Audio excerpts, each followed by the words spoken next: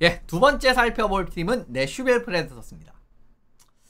1998년 창단을 해가지고 지금까지 벌써 꽤 시간이 흘렀었는데 아직까지 어마무시한 성과가 여전히 나오지 않고 있습니다. 그리고 지난 시즌도 이제 꽤 많은 기대를 불러 모았습니다만은 결과적으로는 좀 많이 좋지 않았죠. 제가 생각했던 것보다 더 안 좋았습니다. 그러니까 사실은 저는 내슈빌 같은 경우에는 지난 시즌에도 여전히 하나에서 두 개의 피스가 부족합니다 라고 이 말씀을 드렸기 때문에 지난 시즌부터 당장 좀 잘할 것 같은 느낌은 별로 안 들었던 팀이긴 하거든요. 근데 뒤에서 2등하고 그럴 줄 몰랐었어요. 이제 그런 그림인데 어쨌든 내슈빌 프레데터스가 한번 올 시즌 어떤 느낌을 보여주게 될지 한번 이제 로스터 프리뷰에서 한번 살펴보시고 들어가시면 좋을 것 같습니다. 요 팀을 선택을 해야 되는 이유부터 일단 먼저 말씀을 드리면, 왜 우리가 스포츠를 보면 좀 특정 구단 같은 경우에는 특정 인물의 관여가 굉장히 큰 프랜차이즈들이 있잖아요. 보시면 그죠? 그게 이제 GM이 됐든 감독이 됐든 뭐 누가 됐든 오너가 됐든 굉장히 한 인물의 그런 그 그림자라든가 그 특정 인물에 대한 이런 부분에 대한 큰 이런 프랜차이즈가 있어요. 보시면 그러니까 NBA 같은 경우에도 뭐 레이커스 같은 경우에는 이제 옛날에 이제 그 버스, 그죠? 버스 패밀리 이제 돌아가신 그 버스, 그 지니버스 아버지 그분 이름이 갑자기 생각이 안 났는데 뭐 이제 그런 느낌으로도 해석을 하실 수가 있고, 그리고 디트로이트 구단의 이제 일리치 가문, 그죠? 이런 느낌으로 오너가 되는 거고, 그리고 예전에 이제 오클랜드 에이스의 뭐 빌리빈 GM이라든가 뭐 이러면 어떻게 보면 이제 GM이 어떻게 보면 그런 느낌이다라고 바라보시면 좋을 것 같잖아요. 그러니까 그런 팀들이 있지 않습니까? 근데 내슈빌도 이런 느낌에 해당이 되는 팀입니다. 진짜 한 인물의 관여가 굉장히 큰, 물론 이제 이 사람의 정말 그런 게 절대적이지는 않지만 이 사람이 정말 오랫동안 이 프랜차이즈에서 이제 이렇게 굉장히 여러 가지 직책도 맡는 것도 그렇고 이런 모습을 보여줬다라는 거. 내슈빌도 여기에 해당을 하는 팀인데 그 인물을 역시나 베리 트로츠라고 볼 수가 있겠죠. 물론 이제 데이비드 포일이 아직까지 일을 하고 있으면 이제 그 사람 이름을 이야기를 했겠지만 지금 이제 베리 트로츠가 GM 역할을 하고 있고, 실제로 이제 베리 트로츠가 내슈빌 구단을 논할 때 정말 빠질 수가 없는 인물입니다. 이런 과정에서 지금 이제 바라보시면 좋을 것 같은데, 실제로 베리 트로츠 같은 경우에는 내슈빌 프레데터스의 초대 감독이었죠. 초대 감독이었습니다. 이 구단 창단할 때부터 감독이었고 13-14 시즌까지 이제 감독직을 역임을 했었고요. 이제 이런 과정에서 이제 초대 감독이기도 했다라는 거. 그리고 이제 이 감독 떠난 이후에는 뭐 아일랜더스 감독, 그다음 이제 뭐 워싱턴 감독 뭐 이런 느낌으로 워싱턴 감독부터 했었나? 어쨌든 뭐 다른 팀들도 맡았었어요. 바로 이제 이런 과정 말씀을 드리고, 근데 이제 지금 같은 경우에는 이제 이 GM, 그러니까 이제 그 프런트 쪽으로 들어온 상황이죠. 이 시니어 어드바이저 1년 한 다음에, 그리고 이제 작년부터는 GM으로서 우리식으로 단장이죠. 이제 그래서 어쨌든 GM으로서 지금 일을 하고 있는 현재 상황인데, 트로츠의 이제 이런 부분 한번 뭐 바라보시면 좋습니다. 이제 이렇게 이제 오랫동안 정말 이 프랜차이즈의 핵심 인물 같은 느낌으로 말씀을 드리는 과정이고요. 물론 아직까지는 베리 트로츠가 지금 GM으로서의 그런 역량 자체가 조금 만족스럽지 않을 수도 있습니다. 근데 이제 요거는 사실 직접 선발한 드래프트 자원들의 이제 개화라든가, 그리고 이제 지금 어떻게 보면 이제 FA 선수를 많이 계약을 했는데 생각보다 성적이 안 나왔잖아요. 근데 이제 지금 이제 이렇게 성적이 안 나왔을 때 이걸 또 어떻게 분위기를 전환할지, 요거 이제 몇 년 지켜볼 필요는 있거든요.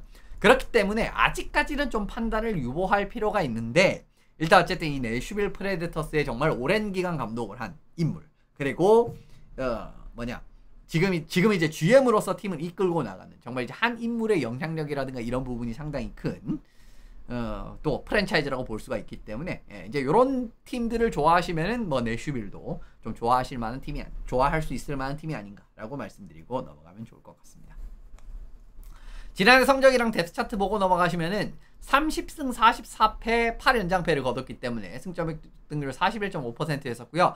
센트럴 디비전 7위를 거뒀습니다. 굉장히 저조한 성적이 나와버렸고, 시즌 전체 득점이 212득점으로 리그에서 31위, 그리고 이제 시즌 전체 실점이 274실점을 했기 때문에 27위였었기 때문에 내슈빌이 뭐 모든 부분에서 지난 시즌 뭐 사실은 앤드루 브리네트 감독이 예전에 플로리다 때도 그랬고, 그 다음에 뉴저지 때도 그랬고, 보시면은 공격 자체를 상당히 이제 또 재밌게 풀어나가는 팀이기 때문에 기본적으로 이제 득점이라든가 이런 부분을 많이 기대를 할 수 있는 감독이거든요. 근데 이제 뭐 득점에서도 지금 이렇게 저조한 느낌이 나오겠기 때문에 굉장히 골치 아픈 상황이 됐다라고도 바라보시면 좋을 것 같습니다. 어쨌든 이제 지난 시즌 결국은 굉장히 성적이 안 나왔다라고 말씀을 드리게 되는 부분이고요. 올해 같은 경우에는 뭐 이런 느낌으로 라인을 한번은 구성을 해봤습니다. 1라인에 뭐 지난 시즌에 굉장히 좋은 모습을 보여줬었던 포르스베리, 스탬코스, 마르샤소. 결국은 이제 스탬코스, 마르샤소, 포르스베리가 시즌 전체를 기준으로 해봤을 때는 제일 좋은 활약을 펼쳤었습니다. 실제로 이 라인이 올라왔을 때 제일 무서운 모습을 많이 보여줬었고 하는 그림이 있었기 때문에 올해 같은 경우에도 그냥 이렇게 가는 게 낫지 않은가. 근데 이제 원래는 이제 작년 기준으로 바라봤을 때는 포르스베리, 오라일리 그리고 이제 뭐 뉴키스트 이제 기존의 1라인 선수들이라든가 이런 부분에서 어떻게 활용이 될지 좀 지켜볼 필요가 있다라고 생각을 했었는데 일단 이제 지금까지의 모습을 봤을 때는 요 라인이 제일 위협적이었었습니다. 그리고 이 라인에 오라일리 집어넣고 이벤젤리스터랑 마이클 번팅 갑자기 확 힘이 떨어지는 느낌을 받으실 수가 있는데 일단 그렇게 말씀을 드리고요. 기본적으로 오라일리는 굉장히 이상적인 1, 2라인 센터 자원 중에 하나고 그리고 번팅 같은 경우에도 뭐 네트 앞쪽이라든가 이런 부분에서 득점을 만들어내는 힘이 있는 선수이기 때문에 그 과정에서 이제 바라보시면 좋을 것 같습니다. 그리고 이번에 하울라 선수를 영입을 했죠. 하울라 선수를 영입을 했기 때문에 3라인에 하울라 선수를 그냥 집어넣고 그렇습니다. 이제 그렇게 가고요. 그 다음에 이제 3, 4라인에는 기본적으로 굉장히 어린 선수들 스베치코프, 우드, 르레라든가 맥캐런, 콜스미스. 맥캐런은 안 어릴 수도 있다. 콜스미스까지는 좀 어렸던 거. 잘 기억이 안 나네. 어쨌든 우드, 스페치코프, 르레 같은 경우에는 굉장히 어린 자원들이니까 요 선수들이 결국 이제 또 하부 라인에서 좀 핵심으로 거듭이 나야 되는. 실제로 우드 선수 같은 경우에는 이제 최근에 또 드래프트로 선발을 한 자원이고요. 이제 이런 부분을 확인하실 수가 있습니다. 어쨌든 지금 센터진을 바라봤을 때는 스탬코스, 오라일리, 하울라 정도라고 하면은 생각보다는 나쁘지 않은 센터 뎁스라고 말씀을 드릴 수가 있고 근데 이제 결국은 이제 윙들이 미들 식스 윙부터 물론 이제 이벤젤리스트랑가 생각보다는 좋은 그 성적을 보여주긴 했지만은 그래도 왜 우리가 내슈빌의 기대치도 지금 좀 높은 팀이잖아요. 그러니까 내슈빌 같은 경우에도 뭐 당장 뭐 작년에 그렇게 영입을 했을 때는 뭐 우승을 노리니 어쩌니 이런 이야기가 나왔던 팀인데 그 기준으로 바라봤을 때는 지금 미들 식스부터 조금은 불안한 게 사실이죠. 어쨌든 그 부분 보고 넘어가시고요. 그리고 수비진을 바라보시면은 요시랑 퍼빅스 이번에 영입된 선수들이 꽤 이제 들어오게 되는데 그렇습니다. 헤이그 선수는 일단은 3라인을 집어넣었습니다.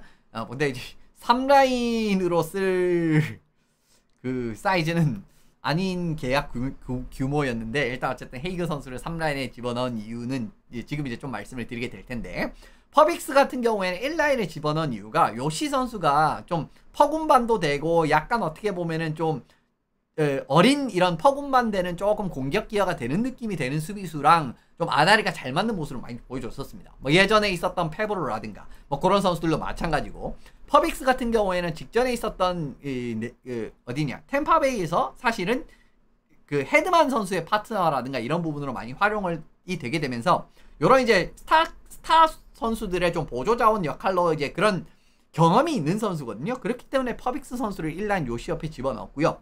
그리고 2라인에 브레이디 선수랑 블랭켄버그 선수 이렇게 집어넣고 그리고 이제 헤이그랑 저스틴 베런 이제 요렇습니다. 헤이그를 어쨌든 3라인으로 집어넣은 거는 일단 지금 바라보셔도 아시겠지만 라이트에 들어오는 선수들 자체의 클래스가 그렇게 높은 편이 아니죠. 이제 이런 느낌인데 일단 어쨌든 레프트 쪽에는 그래도 뭐 사이즈 괜찮고 그죠? 그런 느낌에서 이제 3라인 같은 부분에서는 활용이 될 수가 있는 헤이그를 집어넣으면서 좀 밸런스를 잡았다라고 바라보시면 좋을 것 같고요. 예, 어쨌든 뭐 수비 탑6는 이렇게 설명드리고 넘어가면 좋을 것 같습니다. 그리고 골리는 이제 뭐 당연히 사로스고요. 그 다음에 안누넨 선수 이렇게 이제 2명, 뭐 핀란드 주전 백업 이런 2명으로 돌아가지 않을까라고 말씀을 드려봅니다. 근데 참 이게 내슈빌이 참 벌써부터 머리가 아픈 게 블랭켄버그 선수는 예전에 그죠 콜럼버스 블루제키츠에 그도 뛰었었던 선수죠. 근데 이제 작년에 사실은 요시 선수가 블랭켄버그 선수랑 굉장히 이제 또 페어로 많이 나왔었어요. 그걸 생각을 하면은 왜 대체 페브로를 팔아 넘겼는가 뭐 이런 좀 의문이 좀 들기도 하는데 어쨌든 그건 그렇다라고 치고요. 일단 어쨌든 이렇게 탑6랑 수비진 보고 넘어가면 좋을 것 같습니다. 로스터의 장단점 보고 넘어갈 텐데 로스터의 장점은 역시나 핵심 요소마다 있는 베테랑 코어입니다. 베테랑 코어들의 힘으로만 봤을 때 사실 내슈빌은 절대 나쁜 팀이 아니에요. 이제 이런 과정인데 실제로 베테랑 코어진이 보시면은 1, 2라인 센터가 오라일리랑 스탬코스 그죠? 그리고 이제 포르스벨이랑 마르샤소가 탑6 윙어로 들어올 수 있는 상황이고요. 그리고 이제 요시랑 셰이 같은 경우에는 탑4에서 정말 수비 메인 피스로 활약이 가능한 선수고, 그리고 주전 골리사우루스, 어떻게 보면은 진짜 베테랑 코어진으로만 굉장히 알찬 뼈대가 구성이 가능한 팀 아니겠습니까? 지금 그죠? 1, 2라인 센터도 뭐 해결이 됐고, 그 다음 물론 이제 지금 미들식스가 조금은 약해지긴 했지만 그래도 포르스벨이랑 마르샤소가 뭐 1라인에 같이 이제 뭉쳐도 괜찮고 뭐 1, 2라인으로 분산이 된다라고 해도 탑6에 굉장히 어떻게 보면 좀 득점력으로 이제 좀 믿을 만한 윙어들이 들어가 있고, 그리고 1라인에 요시, 2라인에 셰이 정도라고 하면은 뭐 수비진에서도 이제 탑4에서 메인 피스 굉장히 괜찮은 편 아니겠습니까? 그런 그림이기 때문에 베테랑 코어진이 이렇게 구축이 돼 있다라는 게 굉장히 괜찮은 부분이거든요. 그리고 이렇게 베테랑 코어가 구축이 돼 있기 때문에 보조 자원이 되는 부분을 수급만 하면 되는 상황입니다. 그렇죠. 뼈대가 있으니까 이제 거기에서 좀 살만 붙여지면 된다라고 이제 이렇게 비유를 드려도 괜찮을 것 같아요. 근데 로스터의 구축 난이도, 우리가 이제 로스터를 이렇게 만들면, 팀을 이렇게 만드는 과정에서 뭐가 더 어렵느냐, 그죠? 이제 그걸 좀 생각을 해봐야 되는데, 가령 보조 자원들은 엄청나게 많은데 뼈대가 될 선수들이 부족한 팀이 있어요. 근데 이제 뼈대가 될 자원은 있고 보조 자원은 없는, 보조 자원에 이제 좀 숫자라든가 좀 믿을 만한 카드는 좀 부족한 그런 팀들이 있는데, 상대적으로 보조 자원을 확보를 하는 게 메인 자원을 확보하는 것보다는 로스터 구축 난이도가 낮지 않습니까? 그죠? 이제 이런 과정들을 생각을 해보셔도 지금 내슈빌 같은 경우는 어쨌든 이제 베테랑 코어 토대가 확실하게 다져진 상황이기 때문에 여기서 살만 붙이면 되는 그런 이제 느낌으로. 그러니까 이거를 제가 이제 조금 뒤에 말씀드리겠지만, 지금 베리 트러치 감독은 이제 지금 이제 드래프트 선발된 자원이라든가 굉장히 어린 자원들로 지금 요거를 할 생각을 가지고 있어요. 근데 만약에 또 이게 좀 애매하다라고 생각을 하면은 그냥 이제 FA에서 사실은 또 좀 계약을 해도 괜찮은 부분이 있거든요. 그런 과정에서 말씀을 드리는 겁니다. 로스터의 약점을 또 말씀을 드리면, 코어의 뼈대는 구축이 돼 있는데 이 코어 선수들이 확실한 경기력을 못 보여주고 있어요, 지금까지. 예. 특히 정확하게 말씀드리면은 새롭게 영입한 핵심 베테랑 자원들, 그러니까 기존 자원들은 그래도 뭐, 그러니까 기존 자원들이라고 하면 이제 요시랑 포르스벨이랑 그 다음에 누구냐, 오라일리겠죠. 근데 뭐 요 선수들은 그래도 괜찮았습니다, 지난 시즌에 전체적으로 바라봤을 때는. 하지만 새롭게 영입한 베테랑 자원들이 많이 부진했어요. 그러니까 새롭게 영입한 자원들이 이제 뭐 예를 들면은 그 FA 되기 전 시즌 정도, 뭐 한 그 정도를 기대를 하고 영입을 한 거 아니겠어요? 근데 실제로 마르샤소부터 보시면은 베이거스 골든나이츠에서 23-24 시즌에 82경기에서 42골을 넣었는데 지난 시즌 그게 절반으로 따개졌습니다. 물론 이제 어시스트 숫자는 늘었거든요. 근데 마르샤소를 사실은 영입하는 거는 어시스트 하라고 영입하는 팀은 제가 봤을 때는 거의 없지 않을까라는 생각이 듭니다. 이 선수들이 역시나 이제 골을 만드는 능력에서 또 좋은 모습을 많이 보여주는 선수이기 때문에 그런 과정에서 마르샤소가 지난 시즌에 굉장히 부진했다는 거 일단 하나. 그리고 이제 스탬코스 같은 경우에도 상당히 부진했죠. 실제로 이제 시즌 초반에 굉장히 부진했죠. 말도 안 되게 부진하는 모습이 있었고, 이제 중후반 들어와가지고 조금 페이스가 올라가긴 했는데, 이것도 역시나 템파베이에서 79경기에서 40-40을 기록을 한 걸 비교를 해보면은 25-25 수준으로 줄어들었기 때문에 요것도 상당히 죄송합니다. 키를 잘못 눌렀어요. 예, 요것도 상당히 부진한 뭐 그런 성과라고 보시면 좋겠죠. 이제 그런 과정에서 일단 말씀을 드리고요. 그리고 셰이 선수 같은 경우에는 표면적으로 바라봤을 때는 뭐 그렇게 많이 떨어져 보인 것 같지는 않지 않습니까? 어쨌든 10골 이상 득점을 했고, 포인트가, 어시스트 같은 경우 23개나 이제 올렸기 때문에 뭐 그렇게 많이 떨어진 것 같지는 않은데, 기버웨이 숫자가 거의 3배 정도 뛰었습니다. 근데 기본적으로 이제 셰이 같은 경우에도 공격적으로, 이 선수가 사이즈가 크고 이런 것도 강점이긴 하지만 어쨌든 이 선수도 공격적으로 또 기여가 될 수 있다라는 부분에서 매력이 있는 선수인데, 셰이 선수가 이만큼 지난 시즌에 턴오버라든가 기버웨이를 많이 했다라고 해석을 하시면 되기 때문에 부진했다라고 말씀을 드려도 되겠죠. 이런 과정에서 이제 기존의 자원들 플러스 알파, 그러니까 이제 진짜 뼈대가 잘 갖춰진 이런 선수들이 모두 제 몫을 해주면서 힘을 바라봐야 되는데, 그게 절반밖에 가동이 되지 않았으니까 어떻게 보면 이제 그 힘조차 제대로 발휘되지 못했다라고 말씀을 드리는 부분이고요. 실제로 지금 보시면은 새롭게 들어온 이 선수들의 계약이 당장 끝나는 상황도 아니에요. 그러니까 스탬코스 같은 경우에도 27, 28 시즌까지 계약이 잡혀있고, 마르샤소도 28, 29 시즌까지 잡혀있고, 셰이 같은 경우는 30, 31 시즌까지 잡혀있기 때문에 여전히 최소 3시즌 정도는 남은 선수들이랑 계약이 돼 있다는 겁니다. 근데 앞으로도 계속 이 모양 이 꼴이다 라고 하면은 사실은 올해도 말셰소 선수가 트레이드 이야기가 좀 나왔었거든요. 시즌 말미에. 이런 부분을 생각을 해보시면은 뭐 일단 어쨌든 요 3명의 선수 뭐 기존 3명은 그래도 이제 뭐 할 만큼은 했다라고 생각을 하는데 일단 이제 요 3명의 선수가 얼마나 경기력의 회복을 하는가. 경기력이 회복이 돼야 어떻게 보면 아까 말씀드린 그 베테랑 코어가 잘 구축된 그 힘이 확실하게 나올 수가 있겠죠. 그런 부분에서 상당히 중요하다고 말씀을 드릴 수가 있습니다. 아까도 보셨겠지만 지금 보조 자원들은 전반적으로 좀 많이 약한 편이란 말이에요. 그래서 어쨌든 이제 보조 자원이 약하면 기존 자원들이 상당히 임팩트를 보여주는 그림이 나와야만 하는 게 내슈빌인데 지금 그거를 기대하기 어렵다라고 말씀을 드리기 위해서 지금 요 내용을 말씀을 드리는 겁니다. 여기서 영스터 탑3 보고 넘어가도록 할 텐데 예, 요렇게 3명 뽑았습니다. 브래디 마틴, 테너 몰런다이, 그리고 매슈 우드 이제 이렇게 뽑았어요. 브래디 마틴 선수 같은 경우에는 지난 시즌 수 그레이하운즈에서 57경기에서 33골 39어시스트를 올렸었고요. 기본적으로 이 선수도 전방 압박 그리고 체킹 능력이 굉장히 강점이 있는 투웨이 센터입니다. 공격적인 능력이 그렇게 없지는 않은데 기본적으로 이 선수 역시나 이제 압박 능력, 체킹, 뭐 백 체킹이라든가 굉장히 이제 이 근면하게 이제 이렇게 수비적인 역할을 또 수행을 하는 이런 과정에서 또 강점이 있는 투웨이 센터이기 때문에 이 선수 같은 경우에도 이제 뭐 오라일리 선수의 빈자리를 만약에 확실하게 채울 수 있으면 제일 이상적이긴 하겠죠. 그게 쉽지는 않겠지만. 그리고 테너 몰런다이 같은 경우에는 수비수인데 지난 시즌 WHL에서 뭐 2개의 팀에서 뛰었더라고요. 49경기에서 9골 38어시스트를 기록을 했고요.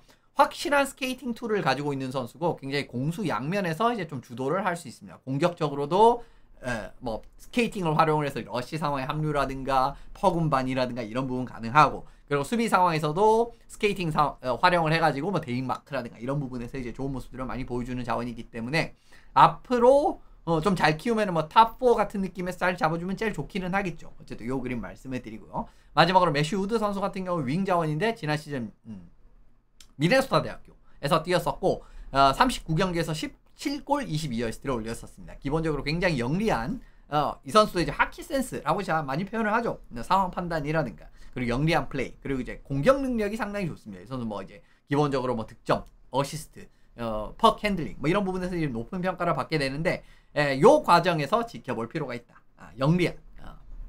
영리함이 돋보이는 이런 자원들 말씀을 드리고 넘어가면 좋을 것 같습니다. 미래 대비적인 측면에서 나쁘지 않은 게 지금 장차 1, 2라인을 좀 채울 수 있을 만한 선수들이에요. 지금 탑3 선수들은. 그러니까 장차 이제 탑6, 탑4 정도 수준에서 활약을 할 수 있을 법한 그런 이제 가능성을 가진 선수들이라고 바라보시면 좋을 것 같고요. 사실 레슈빌이 이제 또 그동안 픽이 좀 많은 편이었었기 때문에 이 외에도 괜찮은 선수들이 꽤 많은 편입니다. 뭐 예고로 수린이라든가 캐머런 레이드, 뭐 이번에 올해 뽑았던 라이커리, 그리고 이제 펠릭스 넬손, 뭐 테디 스티가 이런 선수들 같은 경우에도 전반적으로 뭐 이런 플레이 스타일을 가지고는 있는데 굉장히 좋은 자원들이거든요. 그러니까 이제 베리 트로츠 아저씨가 이제 제가 이제 그때 이제 이 서두에 말씀을 드리는 과정에서 말씀을 드렸던 것처럼 젊은 애들로 이제 이 자리를 집어넣으려고 하고 있다라고 말씀을 드렸잖아요. 근데 이제 이런 친구들이 그러니까 얼마나 터지는가를 봐야 됩니다. 그러니까 만약에 베리 트로치가 물론 이제 이번에 FA들은 좀 실패를 했지만 작년에 FA 뭐 빅네임들은 결국 좀 실패한 영입이 될 수도 있지만은 어쨌든 이 친구들 지금 드래프트한 뭐 마틴, 몰런다이크, 우드, 수린, 레이드, 리, 닐손, 스티가 이런 선수들이 만약에 정말 뭐 로스터 플레이어로 다 자리 잡잖아요. 그러면 생각보다 나쁘지는 않다라고 말씀을 드릴 수가 있어요. 그래서 이제 이 부분 말씀드리고 넘어가고 트로츠의 계획대로 가는 부분이 역시나 현재 코어를 유지를 하면서 다음 세대의 젊은 자원들을 어떻게 활용을 할 것인가. 그죠? 그러니까 지금 보시면은 이제 요 선수들은 물론 이제 올해 같은 경우에 뭐 저도 이제 우드 선수를 집어넣어 놨고 하지만 그래도 좀 시간이 걸릴 수 있습니다. 뭐 이제 길면 3년 이상 걸릴 수도 있고요. 뭐 빠르면 이제 올해부터 들어온 친구들도 있을 거고 어쨌든 시간이 좀 걸리게 될 텐데 결국 이제 이 친구들이 얼마나 들어오는 그러니까 어떻게 보면 이제 다음 세대 그러니까 현재 코어를 이렇게 유지를 하면서 다음 세대라고 할 수 있는 선수들 이제 이런 느낌으로 활용을 하는 그런 계획을 세우고 있고 결국 이제 트로트 GM의 그런 평가는 요게 만약에 실패를 했을 때는 이건 이제 뭐 빼도 박도 못합니다. 그런 그림이 되는데 어쨌든 이제 정말 좋은 자원들은 많이 이제 이렇게 수집을 한 상황이기 때문에 요 부분은 좀 기대를 해보셔도 좋겠다 라고 말씀을 드리고 다음 내용으로 넘어가면 좋지 않을까 생각이 듭니다. 마지막으로는 주목해야 될 선수입니다. 사로스입니다. 예. 사로스가 사실은 물론 이제 이 선수 같은 경우에는 사이즈에서의 좀 빈틈이 있기도 하고, 그리고 이제 좀 아쉬운 부분들이 아예 없지는 않기는 하지만, 그래도 사로스 정도라고 하면 정말 이제 차세대 넘버원이라고 생각을 하고, 뭐 사실 작년에도 사로스를 꼽았던 그런 느낌이 있기는 하지만, 차세대 넘버원이라고 생각을 차세대가 아니라 여기 보면 진짜 확실한 넘버원으로서의 이제 모습을 계속 보여줘야 되는 자원이라고 보시면 좋을 것 같은데, 지난 시즌에 많이 부진했습니다. 근데 사로스 물론 이제 팀도 별로 안 좋지 않았습니까? 그것도 맞는 말씀이에요. 근데 사로스는 사실은 팀 퍼포먼스에 구애받지 않고 어느 정도 이상의 경기력은 항상 보여줘 왔었던 선수였기 때문에 제가 이게 좀 불안하다고 말씀을 드리는 거예요. 지난 시즌 같은 경우에는 58경기에서 2.98에 89.5% 세이브 성공률, 셧아웃 4개를 기록을 했기 때문에 뭐 괜찮은 경기는 괜찮았었는데 상당히 좋은 경기도 했었지만 반면에 이제 전체적으로 바라봤을 땐 그렇게 좋은 평가를 내리기 어렵다라고 말씀을 드립니다. 이거는 한 번 더 말씀드리지만은 사로스는 팀이 좋을 때도 잘하고 그 다음에 팀이 조금 전력이 안 좋아도 좀 잘할 수 있는 그런 느낌의 꼴리이기 때문에 요거를 말씀을 드리는 거예요. 마찬가지로 사로스 선수도 최근 3시즌 동안 세이브 퍼센티지를 이렇게 이제 아까 이제 보셨던 것처럼 아까 루코넨 보셨던 것처럼 가져왔는데 계속 떨어지고 있습니다. 계속 떨어지고 있죠. 이게 좀 걱정이 된다라는 겁니다. 이제 이런 부분에서 결과적으로는 심지어 이제 그리고 이제 요것도 보시면 아시겠지만 이븐 스트렝스랑 그냥 세이브 퍼센티지 성공률 거의 비슷하죠. 이것도 좋은 사인이 아니거든요. 그런 느낌이기 때문에 결과적으로는 조금은 불안한 부분을 말씀을 드린다라는 거예요. 그리고 지난 시즌에 사로스 선수가 커리어 로우를 꼴리 대부분의 분야에서 거의 커리어 로우 활약을 펼쳤었거든요. 활약을 했다라고 하면 안 되지. 그러니까 커리어 로우였습니다. 그러니까 패도 31패가 사로스 선수의 커리어에서 가장 많은 패수였었고요. 그리고 세이브 성공률 89.5%도 제일 안 좋았었고, 그리고 이제 평균 실점도 2.98이기 때문에 이것도 제일 안 좋았었고, 그리고 이븐 스트렝스 세이브 퍼센티지 같은 경우도 89.7%인데 사로스 선수의 커리어에서 제일 안 좋았었어요. 물론 데뷔 시즌에 한 경기 뛰었었는데 그거는 뺐습니다. 한 경기밖에 안 되니까. 그러니까 데뷔 이후 최악의 시즌이었거든요. 근데 이것도 이제 물론 이게 좀 오버하는 걸 수도 있지만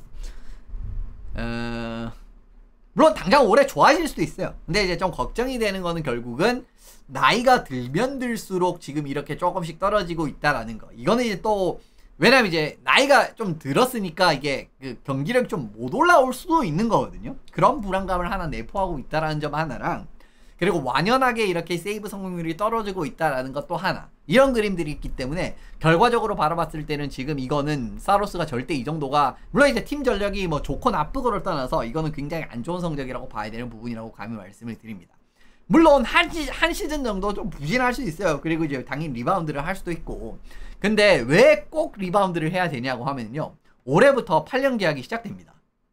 그죠? 이제 그러면서 이제 이 8년 동안 선수 이동 거부권이 포함된 계약이고요. 그리고 연평균 같은 경우에는 물론 이제 774만 달러이기 때문에 결코 그렇게 부담이 되는 금액은 아니지만, 근데 만약에 앞으로 계속 이런 성적이 나오면은 이거는 굉장히 골치 아픈 계약이 될 수 있습니다. 그리고 또 하나 말씀드릴 수 있는 거는 이 선수를 결국 요 계약을 하면서 어떤 상황이 펼쳐졌습니까? 팀 내 S급 골리라고 할 수 있던 아스카로프를 트레이드를 했었죠. 그죠? 이런 상황까지 있기 때문에, 그러니까 예를 들면 아스카로프라도 지금 있다. 그죠? 그러니까 내슈빌 같은 경우 뭐 지금 뭐 사로스가 좀 부진해도 아스카로프라도 있다. 그리고 아스카로프가 뭐 AHL에서 좀 잘하고 있고, 그리고 이제 NHL 딱 올라왔을 때 좋은 모습들을 좀 보여주고 하면은 또 괜찮습니다. 근데 이제 아스카로프가 없잖아요.